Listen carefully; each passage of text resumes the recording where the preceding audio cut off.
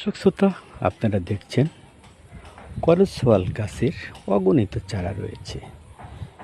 এই চারা প্লাস রয়েছে পাতা।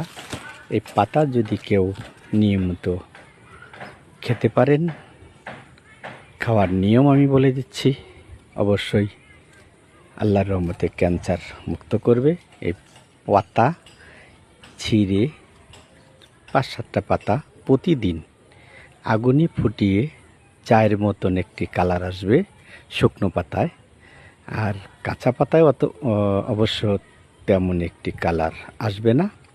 তবে এই পাতা যদি আপনি রেগুলার, যাদের মা ভাই বোনদের ক্যান্সার রোগে আক্রান্ত হয়েছেন, তারা যদি এই নিয়মিত পাতা প্লাস করসওয়াল যে ফল রয়েছে, সেই ফল যদি প্রতিদিন খাইতে পারেন,